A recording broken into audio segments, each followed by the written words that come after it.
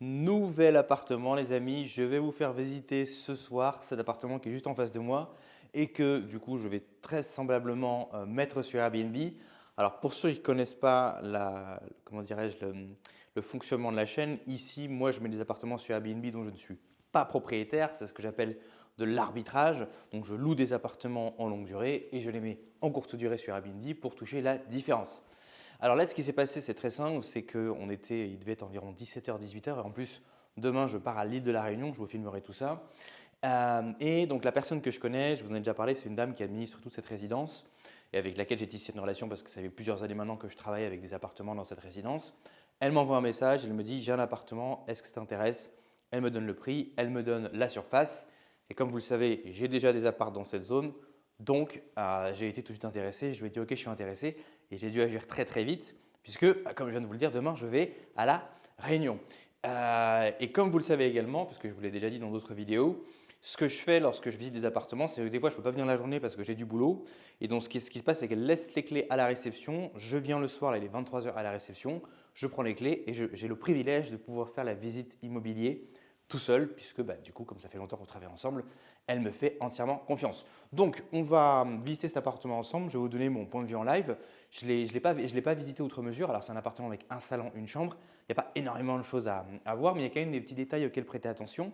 Et pour ceux que ça intéresse, pour ceux qui veulent se lancer dans ce business, je vais vous parler de ce que je regarde, est-ce que j'aime, est-ce que j'aime pas, est-ce que je vais prendre, est-ce que je ne vais pas prendre. Derrière nous, on a la porte d'entrée, donc on va tout de suite entrer et on va tout de suite commencer à commenter. Alors déjà, la première chose que je remarque, vous voyez, je vous montre ici, on a un salon, on a une cuisine ici. D'ailleurs, soyez en passant, ici on est à Cluj-Napoca en Roumanie. Vous voyez un peu la taille de l'appartement, vous dites qu'on est en centre-ville. Sans aller regarder sur internet, mettez-moi en commentaire à votre avis combien coûte le loyer de cet appartement. Et puis comme ça, on verra si vous vous trompez ou non. Et à la fin de la vidéo, je vous dirai le vrai loyer. Mais du coup, entre-temps, commentez comme ça booste l'algorithme. Et puis moi, ça permet de voir un petit peu l'idée que vous vous en faites. Donc l'appartement, je trouve qu'il est relativement moderne, hein. On voit que peut-être que l'appartement a quelques années, mais ce que je veux dire, c'est que ce n'est pas un appartement qui a 5 ans ou 10 ans. On est en termes de, comment dirais-je, en termes de vibe, en termes de mobilier, on est sur des trucs assez modernes quand même. Vous voyez par exemple ce canapé, je trouve qu'il est très bien. On voit tout de suite que c'est un clic-clac, indispensable pour faire du Airbnb, parce qu'il y a des gens qui vont vouloir venir à 4 et non pas à 2. Donc ça, c'est très bien. Et en parlant de ça, c'est le moment d'aller chercher en description tes petits goodies. Tu as les 10 erreurs fatales de l'expatrié et 5 clés pour se lancer sur Airbnb sans argent. Tout ce que tu vas faire, c'est cliquer en description, t'inscrire à la newsletter. Ensuite, tu vas voir dans les articles, il y a un article qui commencer ici. Et c'est l'article qui est featured. Tu as au début de l'article les deux liens pour télécharger gratuitement ces deux petits guides, les 10 erreurs fatales de l'expatrié et 5 clés pour se lancer sur Airbnb. Aussitôt tu appliqueras ces petits conseils, aussitôt tu pourras gagner de l'oseille et quitter le shithole France. On se retrouve tout de suite. En termes de vibe, j'aime beaucoup. On a des couleurs. Ils nous ont mis une petite plante verte, ils ont mis un petit canapé bleu foncé. Et puis sinon, il y a beaucoup de murs blancs, donc on va pouvoir travailler avec ça, c'est important. On a des couleurs, on a du bois ici également, donc ça c'est bien aussi. Je ne saurais pas en fait vous expliquer là, je n'aurais pas forcément le vocabulaire pour vous expliquer la différence pour moi entre moderne et vieillot, mais vous savez tout de suite, quand vous rentrez dans un appartement, si ça fait vieillot, vous le savez. Typiquement, si là on avait du carrelage, du vieux carrelage, ou même du béton brut, hein, dans certains vieux immeubles en Roumanie, on a du béton brut, ça ferait vieillot forcément. Ou bien par exemple du très vieux parquet, voilà, ou des vieilles chaises, ou une vieille cuisine, on voit la différence. Moderne, ça ne veut pas forcément dire luxueux les amis, hein, ça veut juste dire que c'est frais, ça veut dire que c'est au goût du jour, c'est-à-dire quand les gens vont rentrer, ils vont se dire ok, voilà, c'est au goût du jour, c'est pas un truc qui a 20 ans, qui a 30 ans, c'est pas un truc bizarroïde et c'est un truc où on a plaisir à rester. Alors, une chose que je vous dis très souvent les amis également, c'est que là vous avez vu, on a quand même 2-3 petites touches de décoration. On a une petite plante ici, une petite plante là, mais généralement les propriétaires ne vont pas décorer outre mesure leur appartement. On a également ici une petite étagère et des petits tableaux, mais la majorité des murs sont tout blancs. C'est ce à quoi il faut s'attendre quand vous prenez un appartement, c'est normal.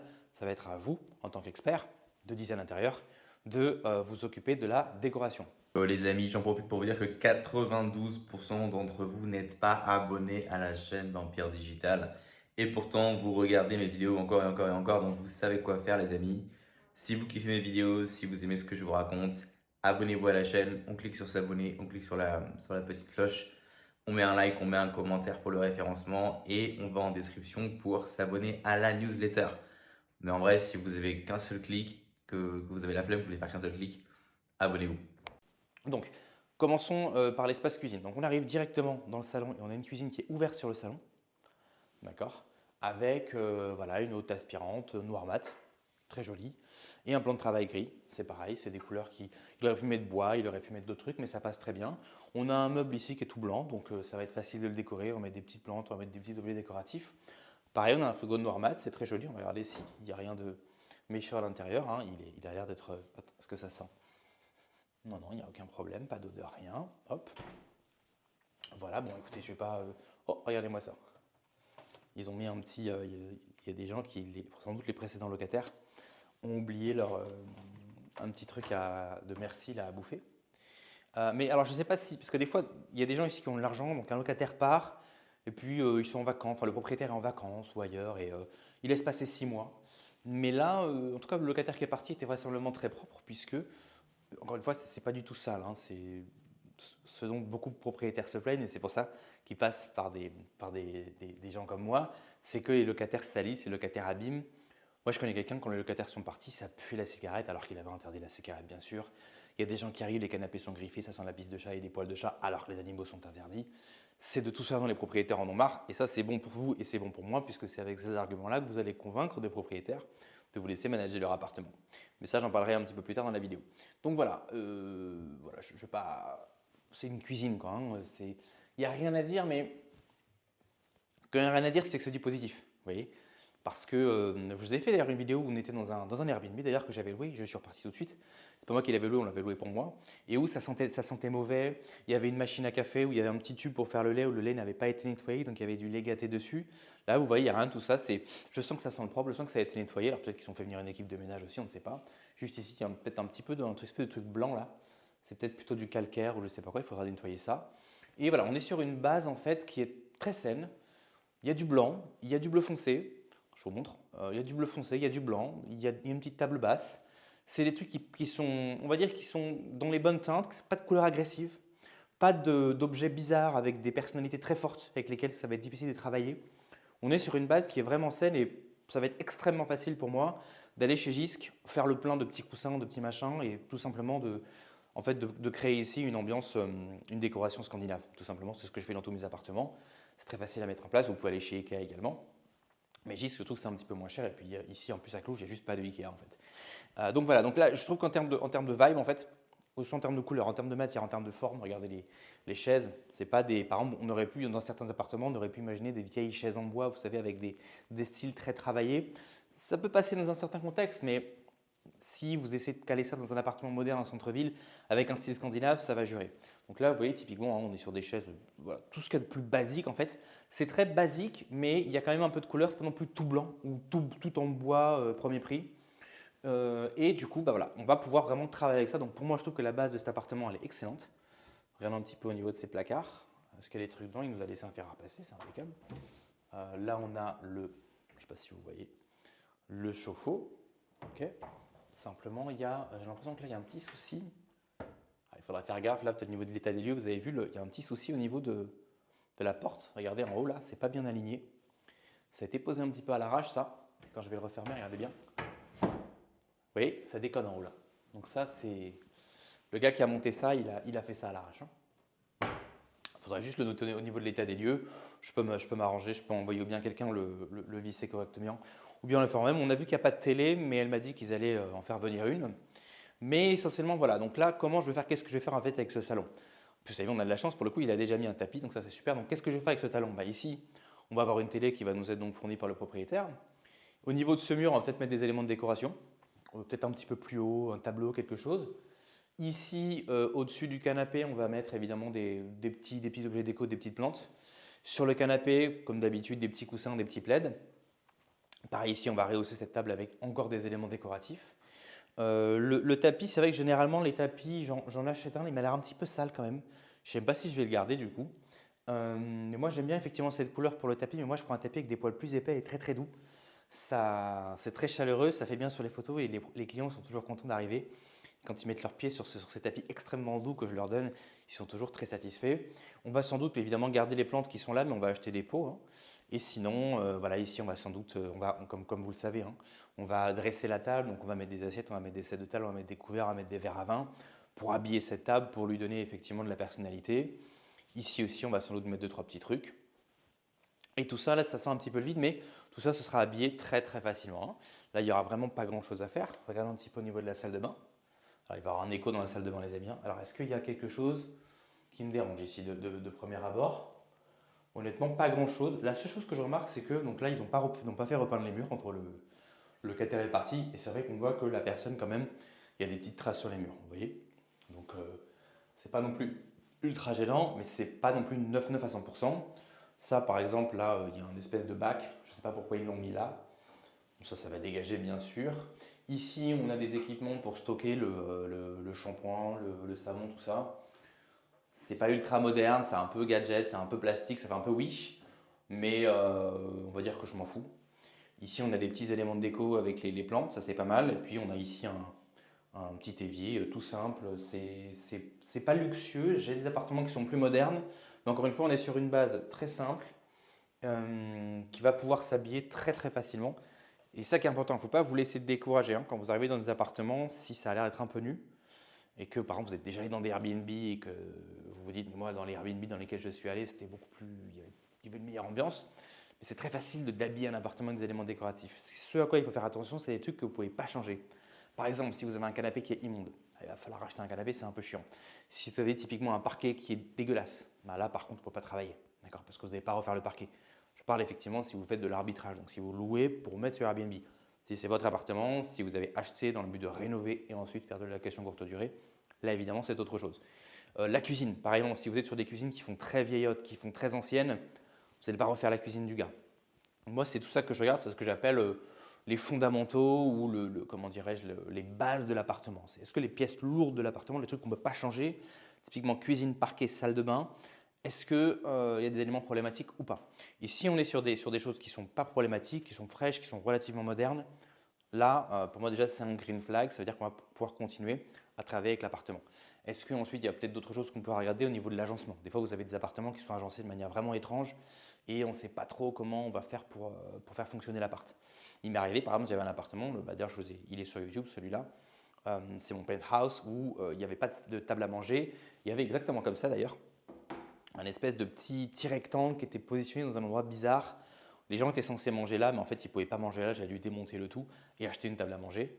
Mais bon, ce n'était pas non plus hyper grave. Voilà, bon, j'ai suffisamment parlé pour le salon. Donc, comme je vous ai dit, les amis, on va acheter les éléments décoratifs pour tout ce qui est blanc, tout ce qui est vide. Vous avez vu comme ce coin, il est vide. Donc, ici, il faut imaginer une télé, des tableaux dans le coin là-bas, une grosse plante verte. Peut-être également un fauteuil qui va venir se mettre là au niveau pour faire le combo canapé, table, fauteuil. Évidemment, plein d'éléments de déco pour la table. Il y a un petit balcon, on va le regarder juste après. Mais d'abord, on va aller voir au niveau de la chambre, les amis. Alors, voyons voir au niveau de cette chambre. Il y a une petite moquette par terre où c'est très très agréable de marcher sur cette moquette. Et regardez, il nous mâche le travail parce qu'au-dessus du lit, il a déjà mis des tableaux. Ça va être impeccable pour la décoration. Là, qu'est-ce qui nous manque dans la chambre? Évidemment, il y a tout l'habillement au niveau du lit, hein. Le lit n'est pas habillé. Donc, qu'est-ce qu'on va faire? On va mettre une belle couette, on va mettre un dessus de lit, on va mettre des gros oreillers. On va habiller ce lit pour que sur les photos, la personne voit que ce n'est pas juste un lit avec 2 oreillers et une couette, mais qui se dit, oula, mais j'ai envie d'aller là-dedans, j'ai envie de m'allonger là-dedans, j'ai envie d'être cosy. Très important, les amis, je vous l'ai déjà expliqué. J'explique ça aussi dans la formation à laquelle vous pouvez avoir accès. Ah non, elle n'est plus en accès libre maintenant. Mais bon, bref, j'explique ça aussi en long, en large et en travers dans ma newsletter, dans les vidéos explicatives que je fais. Mais j'explique ça aussi dans ma newsletter, dans les articles gratuits, dans les vidéos gratuites et également dans ma formation payante. Pour avoir accès à ma formation payante, les amis, il faut s'inscrire à ma newsletter et régulièrement, j'envoie l'offre par email. Mais ce que j'explique donc, c'est qu'il faut vraiment que la personne, quand elle va voir votre photo, quand elle va voir vos descriptifs, très important qu'elle puisse vivre, qu'elle puisse s'imaginer qu'elle est déjà là, qu'elle puisse se dire, vous voyez que ça déclenche vraiment de l'émotion. Donc voilà, on va habiller ce lit effectivement avec une belle couette, des gros oreillers, etc. On est généreux avec les oreillers, hein. On a les oreillers, plus les coussins décoratifs, plus le dessus de lit. Et là, qu'est-ce qu'il nous manque d'autre, les amis? Bien sûr, ce sont les tables de chevet. Alors bien sûr, le lit est équipé lui-même de toutes petites tables de chevet. Ce n'est pas suffisant, les amis. Pour moi, là, il y a un vide, hein. Il y a clairement un vide. En plus, on voit le fil. Donc moi, je vais rajouter les tables de chevet. Sur la table de chevet, on met une lampe de chevet, on met une petite lampe décorative de chaque côté. Et rien qu'avec ça, ça va rehausser bien sûr cette chambre. Qu'est-ce qui manque d'autre dans cette chambre? Ici, vous avez vu, il y avait une télé à la base, ils l'ont enlevée.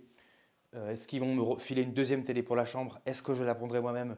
Ou est-ce que je vais remplacer ça par des tableaux? Je ne le sais pas encore. Une chose est sûre, c'est que je ne le ferai pas blanc comme ça. Et ici également aussi, on mettra peut-être un petit quelque chose. Ça va dépendre. Si on met une télé ici, on mettra peut-être rien là. Si on ne met pas de télé, qu'on met les tableaux, alors on mettra des petites plantes ici. Et peut-être également, pourquoi pas, dans un de ces gros coins, ici ou là, également une plante verte relativement haute. Encore une fois, hein, toujours dans l'idée de ne jamais laisser d'espace vide. Ici également aussi, on pourra mettre un petit tableau. On va repasser par le salon pour aller. Ici, vous avez vu, on a une armoire. Voilà, quand je vous disais que c'est une touche moderne, regardez simplement le combo petit meuble là, lit, armoire. Quelles sont les couleurs? On est sur du bois, du blanc et des petites poignées gris métallisées. Ça paye pas de mine, ça ne paye pas de mine, pardon, mais ça jure pas, ça choque pas, c'est agréable à regarder. C'est pas kitsch, c'est pas vieillot, c'est impeccable. Ça n'a pas de, c'est pas une personnalité très forte, donc je peux l'habiller comme je veux.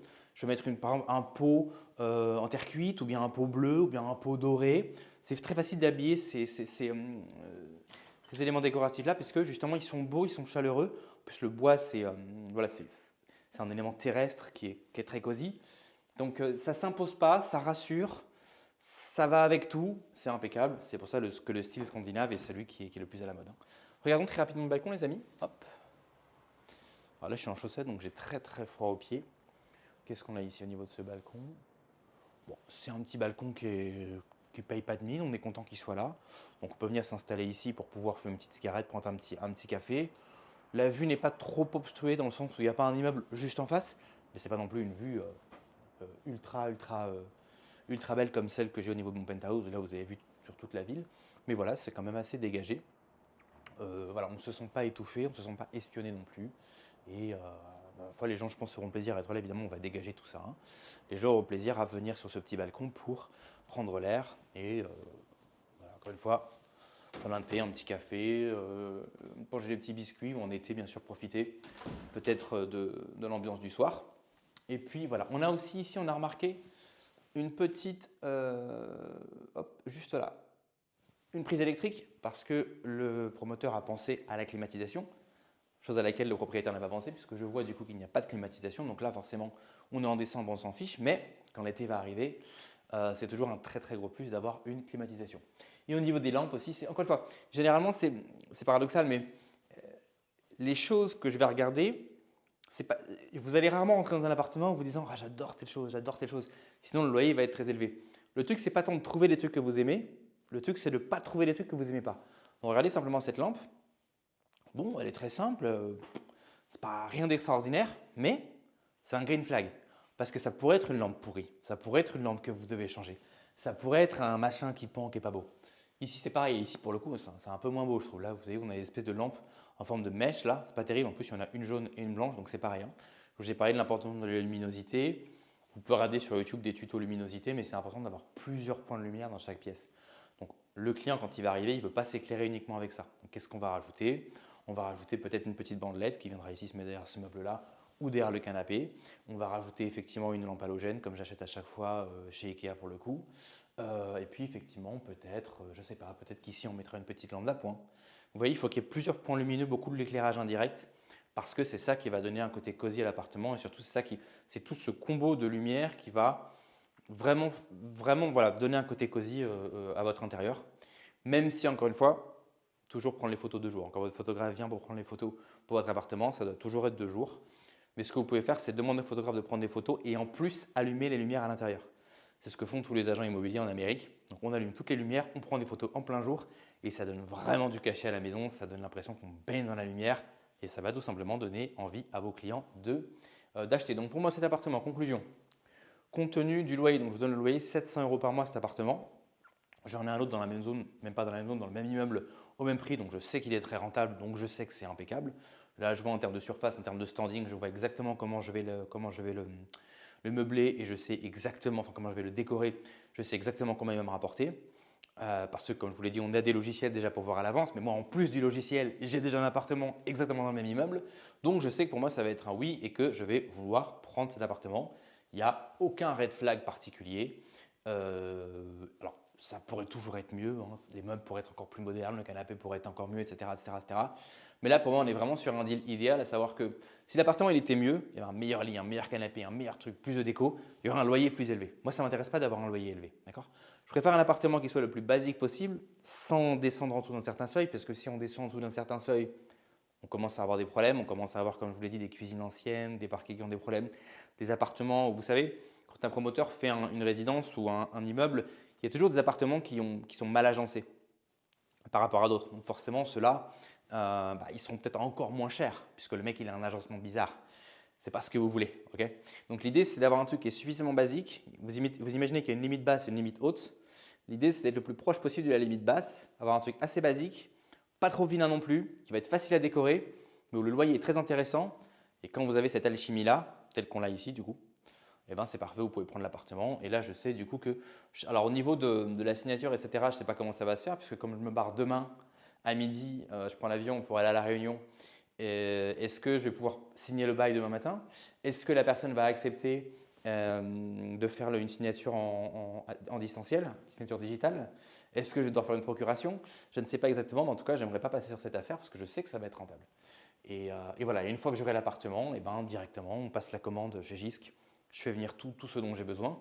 J'en parlerai à la femme de ménage, je vais lui proposer de meubler l'appartement pour moi, enfin d'équiper plus exactement. Et voilà, donc éléments de déco, éléments d'utilisation dans la cuisine, tout ce qui est coutellerie, tout ce qui est les verres, les assiettes. Là, on penserait évidemment à prendre des équipements de cuisine qui sont à induction. Maintenant, ils ont presque tout ça. Et voilà, et après la femme de ménage, eh ben, elle ou son mari vont venir s'en occuper, ils vont déballer les cartons, ils vont tout installer, je les paye et j'ose espérer que d'ici 30 jours, eh bien, l'appartement sera opérationnel et prêt à me rapporter de l'hôtel sur Airbnb. Et puis si ça va prendre un petit peu plus de temps parce que je ne suis pas sur place et parce que je suis en vacances et parce que c'est Noël et c'est le Nouvel An, bah, ça prendra un peu plus de temps, je perdrai un peu plus de fric, c'est pas très grave. Mais enfin, vous voyez, comme même en étant effectivement en vacances, non seulement on peut gagner de l'argent dans ce business en étant en vacances, parce qu'il y a des gens qui disent non, il faut être sur place, parce qu'il faut gérer les clients, etc. Non, non, non. Si vous avez une équipe sur place, vous n'êtes pas obligé d'être sur place. Mais même, on peut prendre et équiper un appartement sans même être là. Bon, évidemment, ça nécessite d'avoir des contacts sûrs, hein, effectivement. Au début, quand j'ai pris mon premier appartement, j'étais évidemment sur place. Voilà les amis. Donc, petit résumé de cette vidéo. Pour ceux qui se demandent, mais comment je fais pour me lancer sur Airbnb sans être propriétaire? C'est très simple. Étape numéro 1, vous allez sur RDNA, vous allez sur Price Labs. Vous regardez dans votre rue ou dans votre ville combien gagnent les Airbnb. Étape numéro 2, vous allez sur Se Loger, vous cherchez un appartement qui ressemble à ceux qui gagnent le plus d'argent, donc sur les logiciels d'études de marché dont je viens de vous parler. Prenez des notes, vous prospectez les agents immobiliers, vous allez rencontrer les propriétaires, vous expliquez au propriétaire qu'en travaillant avec vous, il n'aura pas toutes les galères qu'il a avec les locataires.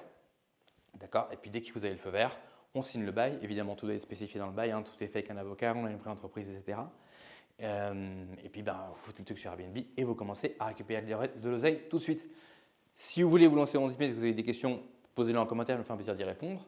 Et sinon, si l'entrepreneuriat, l'expatriation ou le business de manière générale vous intéresse, ou que vous voulez en discuter, ou que vous avez des questions, sur quelques sujets que ce soit d'ailleurs, parce que moi j'ai de l'expérience dans Airbnb, dans l'immobilier, dans la technologie, dans le développement web, dans le business hors ligne, j'ai monté un café. Pour le coup, je fais du Airbnb. Airbnb, c'est en ligne et hors ligne un petit peu parce que les gens passent quand même par une plateforme en ligne, mais c'est quand même un business relativement physique aussi en même temps. On peut en parler en commentaire. Et puis c'est à peu près tout. Donc, n'oubliez pas de vous abonner, d'activer la cloche, vous abonner à la newsletter également, à mettre des commentaires.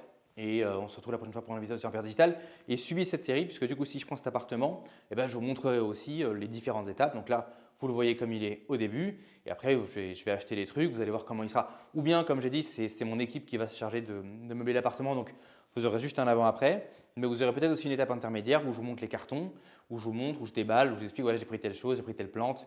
Vous expliquer un petit peu le modus operandi, même s'il y a déjà ça sur la chaîne. Vous regardez mes anciennes vidéos, il y a déjà des vidéos d'appartements où je vous montre ce que j'ai acheté, je vous montre pourquoi j'ai acheté telle chose, comment je meuble, etc.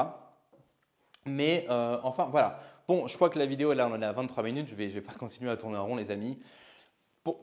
Si, encore une dernière chose importante. Vous savez, il y a énormément d'idées de business. Les idées de business sont infinies. En plus, maintenant, sur Internet, il y a vraiment une inflation au niveau des promesses que les formateurs vous font. On vous parle de gagner 50 000 euros, 100 000 euros par mois. Avec Airbnb, vous n'allez pas gagner 50 000 euros par mois, en tout cas pas avec votre premier appartement.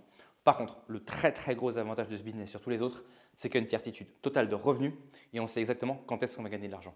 Pourquoi il y a une certitude totale de revenus? Parce que vous avez des logiciels d'études de marché, PriceLabs, RDNA, qui vous permettent de savoir exactement combien gagnent les Airbnb dans votre ville. Vous pouvez là tout de suite aller sur ces plateformes, mettre le nom de votre rue et vous allez voir tous les Airbnb s'afficher avec le revenu.